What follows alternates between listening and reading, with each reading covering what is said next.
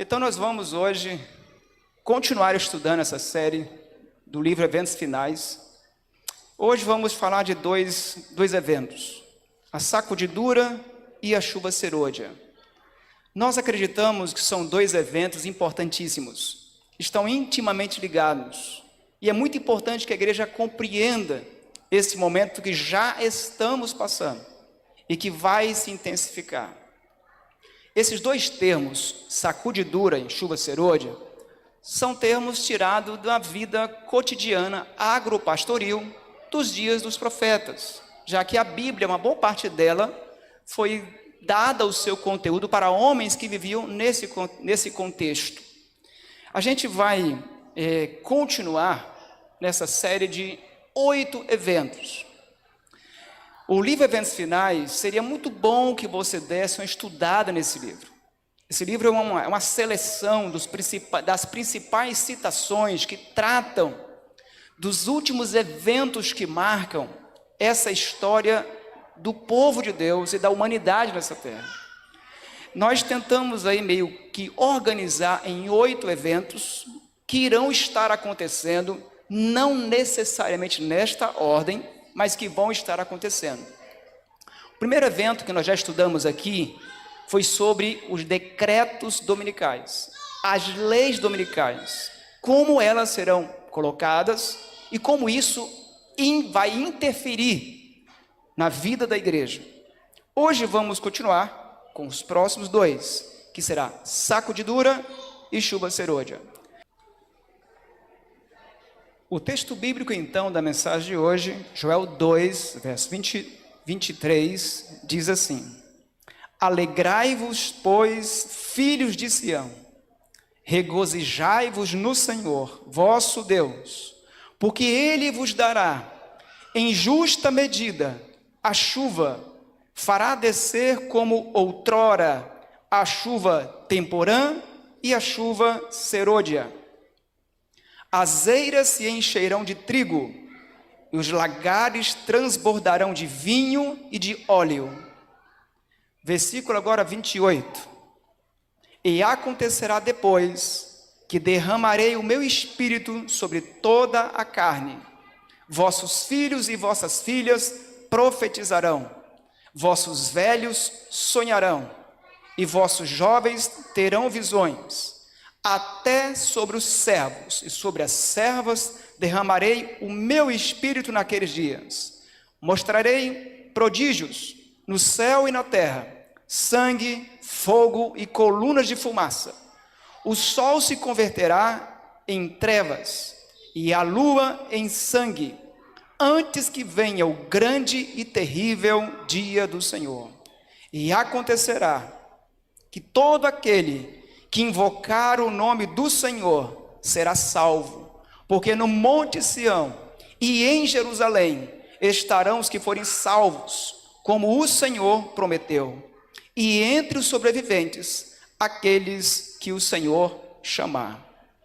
A profecia de Joel chama a atenção para uma extraordinária promessa para os dias dos apóstolos, que se cumpriu parcialmente essa promessa, essa profecia, mas que essa profecia terá uma nova aplicação agora em nossos dias. A chuva temporã, ela era uma chuva que costumeiramente caía ali no mês de outubro. Ela era como a chuva de inverno por aqui, mais fraquinha, mas ela era mais constante. Servia para deixar a terra bem molhadinha, para que o grão pudesse germinar, que a planta pudesse então começar a crescer. Quando chegava no tempo da colheita, próximo ao tempo da colheita, havia uma outra chuva muito necessária para que o grão pudesse então agora ficar cheio e pudesse amadurecer e ser colhido. Era chamado de segunda chuva ou chuva temporã. Esse uso dessa ilustração dessas duas chuvas é para ilustrar 2 eventos espetaculares na história do cristianismo. Nós acreditamos que essa profecia feita por Joel teve a sua aplicação ou cumprimento parcial no dia dos apóstolos do Pentecostes. Aí nós cremos que aconteceu a primeira grande chuva do Espírito Santo. Nós acreditamos que o Espírito Santo está hoje aqui atuando na sua mente, no seu coração, nesse lugar. E nós acreditamos que é graças a esse Espírito Santo que sempre está conosco, é que estamos aqui. Nós cremos que nele nos movemos, para ele existimos, e é ele que nos dirige o tempo todo. Mas nós acreditamos que haverá um momento muito especial, que a medida do Espírito Santo será muito além, muito acima do que tem sido hoje comumente em nossas vidas. Nós cremos que assim como teve um efeito nessa primeira grande chuva, lá no Pentecostes, o resultado da intervenção, ou do derramamento da chuva temporã, foi que o Evangelho foi pregado ao mundo inteiro. O Evangelho foi pregado ao mundo inteiro conhecido da época. É o que está em Colossenses 1, o versículo 23. A segunda chuva agora, que é a chuva serôdia, que aguardamos por nossos dias, dará então poder à igreja de Deus para pregar essa mensagem do Evangelho eterno, agora pela segunda vez ao mundo inteiro. Acredito que certamente os projetos da igreja, como Impacto Esperança, plantio de igrejas, TV Novo Tempo, programações da igreja, os ministérios da igreja, todos são importantes. No entanto, acredito que nada disso vai terminar a obra da pregação do Evangelho.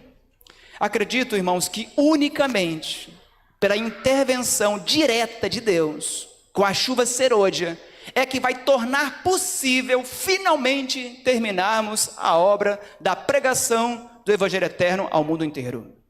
Porque cada dia que tem se passado, os desafios da pregação têm aumentado. A população mundial tem crescido. E quando você compara o tamanho do nosso desafio para o tamanho da nossa igreja, ou mesmo de todo o cristianismo somado juntos, humanamente falando, é impossível. Nós cremos que esse fenômeno da chuva serôdia é o fenômeno mais importante para a história e conclusão da pregação do Evangelho. É por isso que o inimigo fará de tudo para retardar, postergar ao máximo esse evento. A mensagem de hoje tem como objetivo nos ajudar a entender o que nós podemos fazer para apressar ou ao menos nos preparar para quando esse acontecimento fenomenal acontecer, fazermos parte dele do lado certo, daqueles que pregarão o Evangelho. Nós acreditamos que Deus fará coisas surpreendentes, muito maiores do que nós temos vivenciado até então. Quando em cada título aí você vê que tem a página do livro, nós não temos aqui a pretensão ou a intenção de apresentar esses 3 capítulos. Por isso seria bom você em casa dar uma olhadinha. Mas em cada título tem as páginas que trazem os comentários abaixo.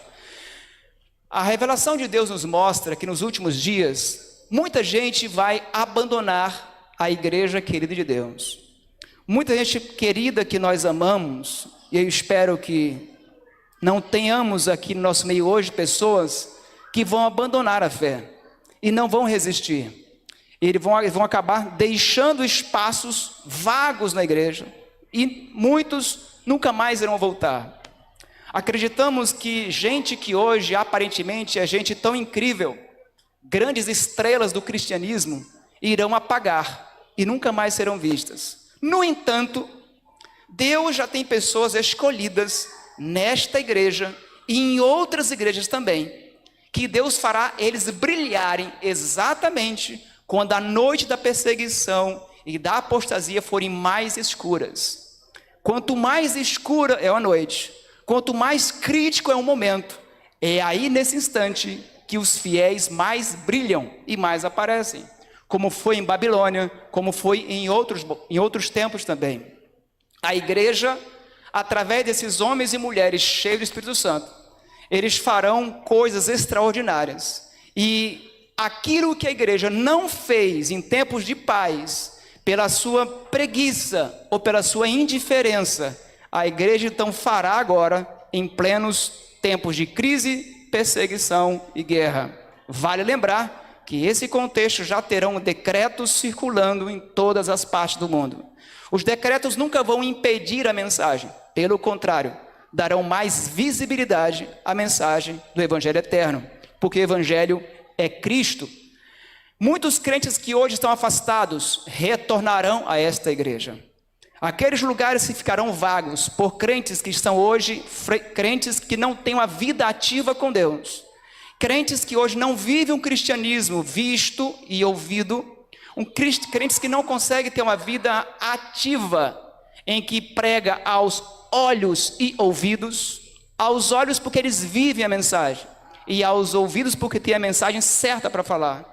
Crentes que não vivem essa mensagem deixarão, mas os lugares vagos serão rapidamente preenchidos por milhares que se converterão e se unirão a esse movimento de conclusão de pregação do Evangelho. E aí então muitos outros que estavam afastados ouvirão a voz de Deus e retornarão imediatamente à igreja de Deus. Uma igreja muito maior do que a igreja visível que temos hoje será formado nesse momento final. Deus mostrará, acima de tudo, que Ele não precisa de pessoas cheias de si.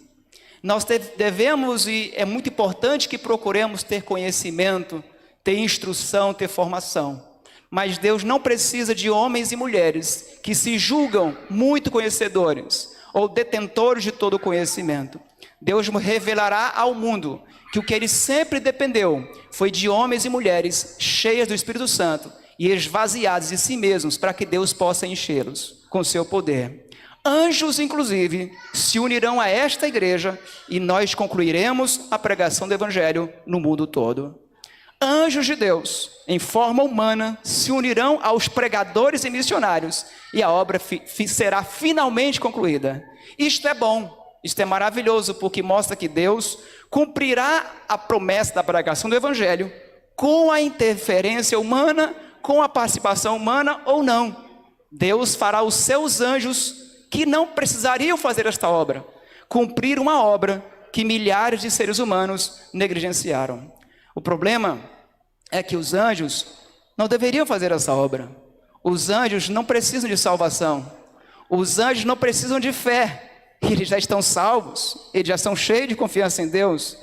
Quem precisa pregar sou eu e você, para sobrevivermos na fé, para aprofundarmos na fé, para aprofundar na nossa vida espiritual. Então, como os anjos terão que fazer o trabalho de uma igreja que não fez, infelizmente milhares perderão a vida eterna, porque não exercitaram a sua fé na presença de Deus. Custará a salvação de muita gente que negligenciou a oportunidade de desenvolver o seu caráter.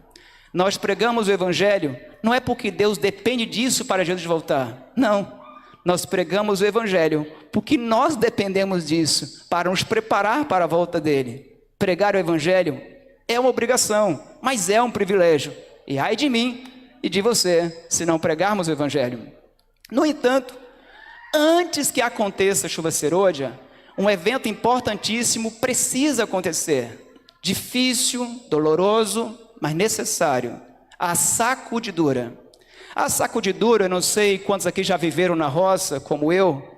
A gente tinha uma época em que a gente plantava, especialmente feijão, e quem tinha um terreiro de chão batido, e quem tinha um pouco mais de condições de chão de cimento, nós colocávamos os pés de feijão tudo junto para secar até ficarem bem sequinhos. Então pegava um dia de sol bem forte, cada um pegava uma vara um pouco mais comprida na mão, nós batíamos aqueles pés de feijões, ia fazer um grande monte, batia o máximo que podia.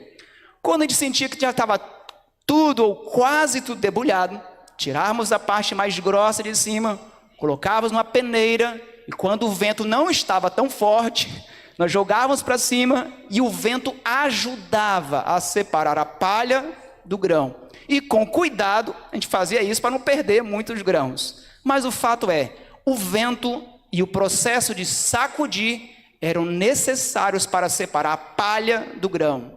A sacudidura, embora ela vá ser um evento muito difícil para a igreja, porque você vai ver pessoas que você ama saindo de perto de você, pessoas queridas do seu círculo íntimo de carinho, abandonando e morrendo na fé.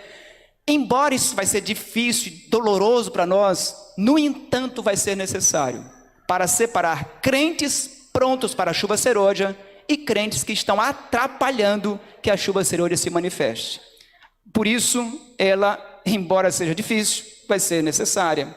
A prosperidade, o tempo de paz na igreja, embora nós oremos por ele, e nós oremos pela paz de Israel, nós oramos pela liberdade do nosso país, de fé, de crença, de expressão, nós oramos por tudo isso, mas nós queremos que os tempos de tranquilidade aumenta o número de crentes, mas nem sempre aumenta o número de cristãos. A prosperidade às vezes faz os números crescerem, mas nem sempre faz o reino do céu crescer da mesma forma. Por isso a gente entende que esse momento não fará apenas números se juntarem à igreja, não apenas pessoas se juntarem ao povo de Deus, mas a igreja real e a vencedora, a que vai ser a triunfante, então será reunida nesta ocasião. Alguns eventos vão ajudar a fazer a sacudidura terem seus ventos mais fortes. Primeiro movimento que vai dificultar muito a estrutura da igreja e seu funcionamento serão os falsos movimentos ou falsos reavivamentos espirituais. Dentro da própria igreja de Deus, surgirão pessoas dizendo ter uma mensagem fantástica para esses dias. Mas a mensagem fantástica que estarão apresentando não são as mensagens da Bíblia que estou apresentando. Não são as mensagens reveladas para nós, que estão no Espírito de Profecia há décadas. Não são essas mensagens. Essas pessoas vão dizer que tem uma nova luz para apresentar. E dirão que tem agora um novo fogo aceso. Mas o que eles não dirão é que acender esse fogo na tocha infernal de Satanás. Pessoas que pegaram sua instrução diretamente do inimigo irão querer apresentar na igreja como se fossem verdade. E essa apresentação de falsos ensinos, de heresias, irá confundir a cabeça de muitas pessoas que não buscam cada dia diligentemente estudar a palavra de Deus. Tudo isso tem o objetivo: lançar descrédito para quando vier o verdadeiro reavivamento que a chuva serôdia irá proporcionar. Como o inimigo não pode impedir do verdadeiro evento acontecer, então ele sempre tenta fazer uma contrafação antes, para tentar lançar um descrédito no evento verdadeiro quando vier. Já que a chuva serôdia, ele não impedirá o reavivamento que o Espírito Santo vai proporcionar, então ele vai tentar provocar um falso reavivamento antes. Como ele não terá poder de fazer... de impedir que Jesus volte, então ele vai fazer uma falsa volta de Jesus antes, porque ele não tem outra alternativa, e enganar ele sabe fazer muito bem. Como é que nós saberemos que esses pregadores não estão do lado de Deus? Irmãos, a regra sempre foi única e sempre será única.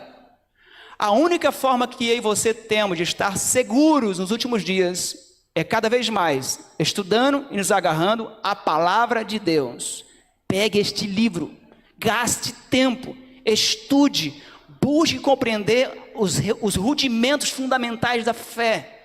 Busque entender por si mesmo por que você é um adventista, por que você guarda o sábado, por que você crê no santuário literal no céu, por que você crê no milênio, por que você crê e você segue estas verdades. Não vai ser suficiente apenas teoricamente ouvir e saber superficialmente.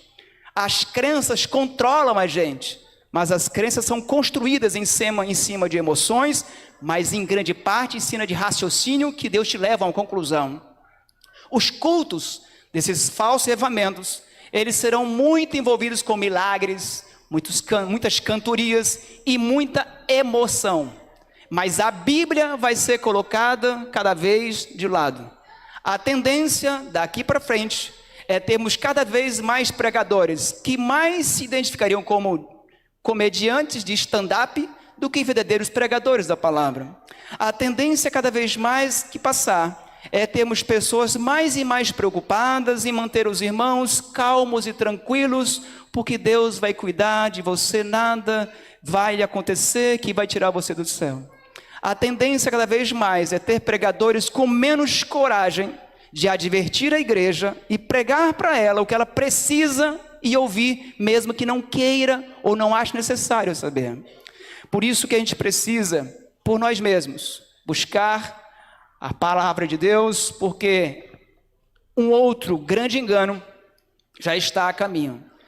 O inimigo, ele vai se ver tão desesperado, porque ele vai ver o crescimento da igreja, mesmo com a perseguição aumentando, que ele vai chegar a personificar, ele vai dizer que ele é o próprio Cristo em carne. Demônios que servem ao inimigo, eles vão assumir forma de pessoas e de crentes, que vão entrar na igreja, inclusive, se identificando como crentes. Mas não são pessoas comuns, são demônios em forma de pessoas.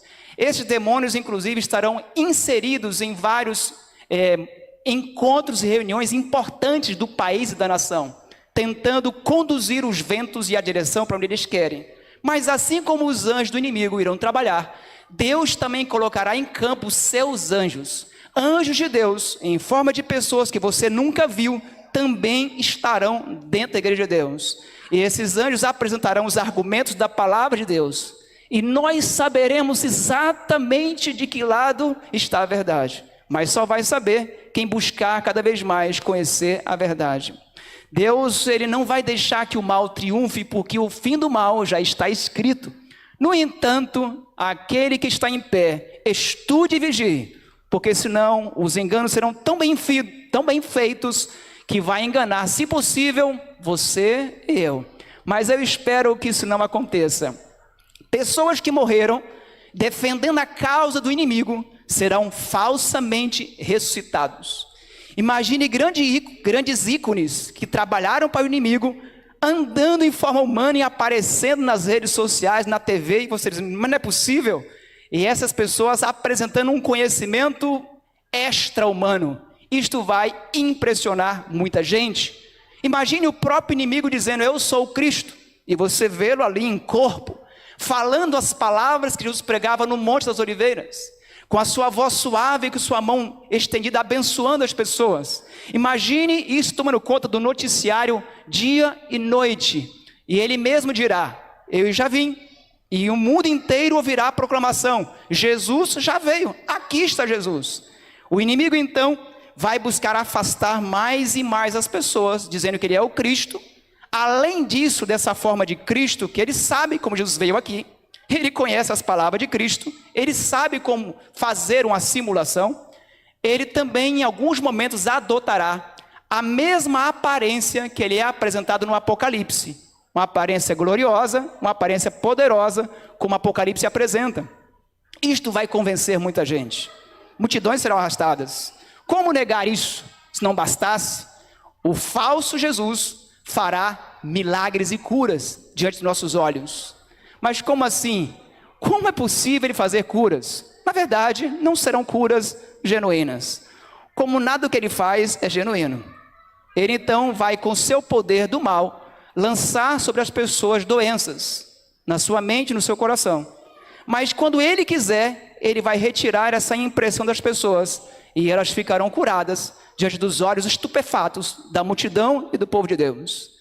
Já que esse falso Cristo diz que ele é o Cristo e que ele está mudando a lei de Deus do sábado para o domingo, todos aqueles que se posicionarem contra esse falso Cristo serão interpretados como pessoas inimigas de Deus, inimigas do bem, e por isso então serão perseguidos. Agora, nós que estudamos a palavra, saberemos que há pelo menos 3 grandes diferenças entre a verdadeira volta de Jesus e essa falsa volta de Jesus que acontecerá antes da vinda de Jesus verdadeira. 3, pelo menos uma. Jesus, quando voltar, ele não vai caminhar entre os cidadãos dessa terra. Quando Jesus voltar, não vai pisar o solo dessa terra, a não ser depois dos 1000 anos, quando ela for purificada, se tornar cinza e for feito um novo céu, uma nova terra. Os que estiverem mortos em Cristo ressuscitarão, e nós vivos seremos o quê? Arrebatados, e encontraremos com o Senhor nos ares, diferentes desse falso Cristo. Ele vai andar por aqui com autoridades e pessoas mostrando e dizendo que ele é o Cristo. Segunda diferença, diferente de Cristo, ele vai tentar levar as pessoas cada vez mais para longe da Bíblia. Jesus jamais faria isso. A Bíblia é a palavra eterna de Deus, e ele sempre disse: examinai as Escrituras, porque julgais ter a vida eterna. Vocês não terão vida eterna nela, mas ela leva a mim, que sou a vida eterna. Elas testificam de mim, e errais quando não conheceis as Escrituras. Então, Jesus, tudo que ia falar, está escrito. Jesus nunca apartaria ninguém da Bíblia Sagrada. Terceiro, graças a Deus, Deus vai impedir que o inimigo simule uma volta de Cristo nas nuvens dos céus, aparecendo de um lado a outro da extremidade dos céus.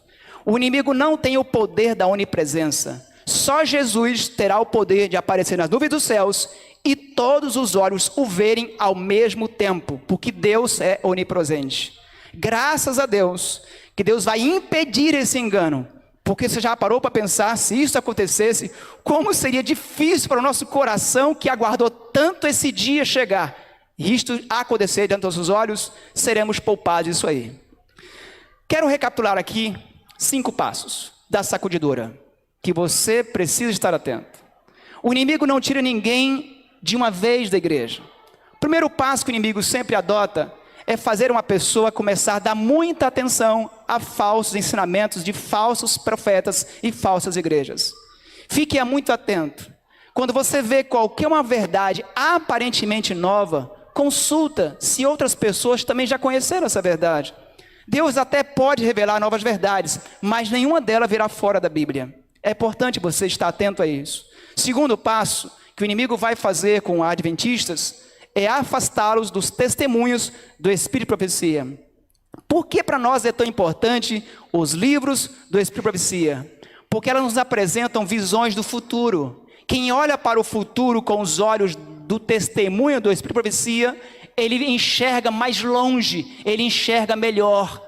Quando você vê alguém dizendo que não crê no dom de profecia de Ellen G. White, é porque essa pessoa já está num passo, de repente, de apostasia, e nem se apercebeu disso.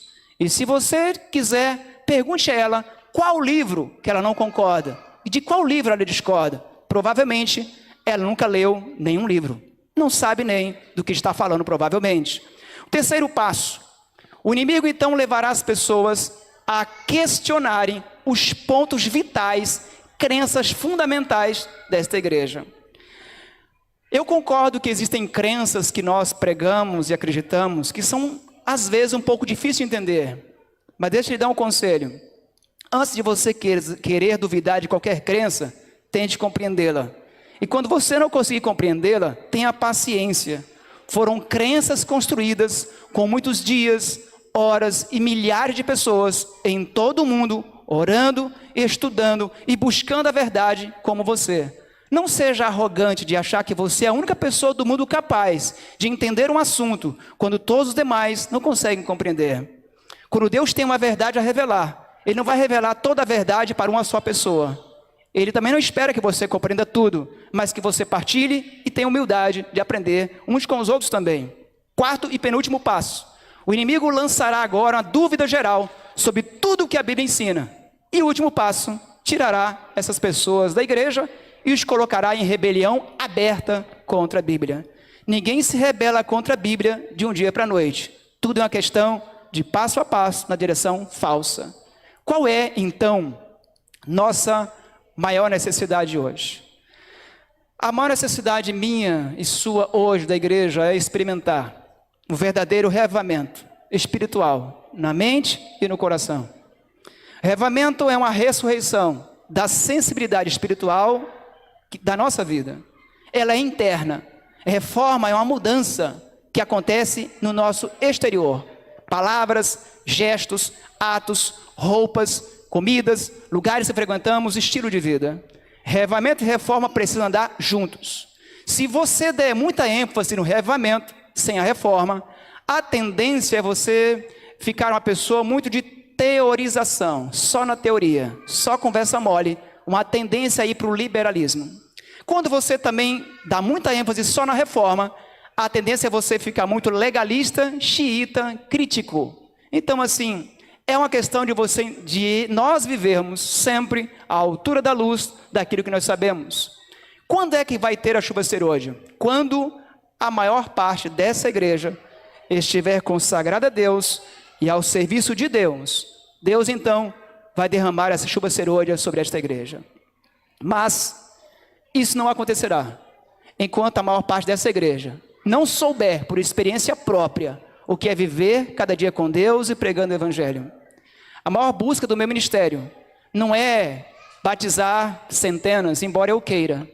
A maior busca do meu ministério não é conseguir cumprir todas as datas do calendário da igreja, embora seja importante. Minha missão nesse distrito, e enquanto eu viver, é me certificar de que a maioria dessa igreja gastou todos os dias tempo para orar, estudar a palavra e pregar a palavra. Porque eu sei, e nós cremos, que a única forma de respirar a alma é orando, de comer é alimentando a palavra, e de se mover é pregando o evangelho. Portanto, nosso desafio é ter a maior parte dessa igreja experimentando. Nossa preocupação não é para ser, quando Jesus vai voltar? Quando vai ter o decreto dominical? Quando será a chuva serôdia? Essa não é para ser nossa principal preocupação. Nossa principal preocupação deve ser, como eu estou preparado? Se viesse hoje decretos obrigando um dia de domingo em lugar do sábado, eu estaria pronto? Se viesse hoje a chuva serôdia, meu coração está preparado? Se eu viesse a morrer hoje e acordar só na manhã da ressurreição, estou pronto? Quero terminar com esses 2 versículos. O que fazer agora? Eu acho muito lindo esse texto de Oséias 6, verso 3. Diz assim: conheçamos e prossigamos em conhecer ao Senhor. Como a alva, a sua vinda é certa, e ele descerá sobre nós como a chuva, como chuva serôdia que rega a terra. Conheça, prossiga conhecendo, porque Jesus virá. Você estando preparado ou não, a chuva serôdia virá, e eu espero que você participe dela. Convertei-vos a mim de todo o coração, isso com jejuns, choro e com pranto. Não é mais hora só de orar, é hora de orar, jejuar e chorar perante o Senhor. Ore, chore e jejue pelo seu casamento. Ore, clame a Deus pelos seus filhos. Ore e chore por esta igreja, dizendo: poupe, Senhor. Eu espero em Deus que todos nós possamos, cada vez mais, aprofundar nosso conhecimento na palavra de Deus. Deus tem um amor enorme por você. Deus tem um amor enorme por esta igreja. E Deus quer muito salvar você e eu. Não deixe de ser enganado. Não permita que o inimigo sacuda você fora da peneira com seus ventos de tentações. Não permita que você, depois de tanta caminhada do lado com Cristo, fique fora do reino do céu. Não permita isso em nome de Jesus. Eu desejo muito, de coração, poder apresentar a minha igreja quando Cristo voltar. A maioria dela pronta para receber a chuva serôdia. Eu quero desafiar você neste ano. Não se atreva a passar um dia sem orar, sem falar com Deus, sem estudar a palavra de Deus, nem que seja um versículo para você meditar. Gaste mais tempo pensando um pouco no reino do céu. Faça as obrigações na terra, mas não esqueça que a nossa principal busca é a eternidade. Escolha alguém, um parente, um vizinho, um amigo. Fale do que Jesus é para você, do que Ele fez em sua vida. Quem vai para o céu, sempre tem alguém seguindo Ele. Se não tem ninguém te seguindo, talvez não seja para o céu que você está indo. Que Deus te ajude. Vamos orar. Deus e Pai, pedimos a Tua bênção sobre cada pessoa aqui presente, aqueles que nos assistem pela internet também, a Tua igreja invisível, espalhada por todo o mundo. O Senhor ama essa igreja. E o Senhor fez a promessa do Teu Santo Espírito para os nossos dias. Não sei quanto tempo mais esperaremos, mas o que mais importa para nós é estarmos prontos quando ela for derramada. Ventos de dificuldades surgirão. Daqui para frente será cada vez mais difícil se manter ao Teu lado e seguindo a Tua palavra. Mas nós confiamos na providência do Espírito Santo. Nós confiamos na tua poderosa mão que vai estar sempre estendida a guardar a nossa vida. Preserva cada crente aqui presente. Preserva cada casamento desta igreja, cada família dessa igreja. Ajuda-nos a instruir e levar nossas crianças, jovens, adultos, nossos queridos irmãos e amigos para o reino da eternidade, que é onde nós queremos viver para sempre. Muito obrigado, porque em breve Jesus voltará. Mas até lá passaremos por dias muito difíceis. Mas muito obrigado pela certeza de que teu Santo Espírito nos assiste hoje e vai estar com a gente até o final da história. Por isso nós choramos confiantes e agradecidos no nome de Jesus. Amém.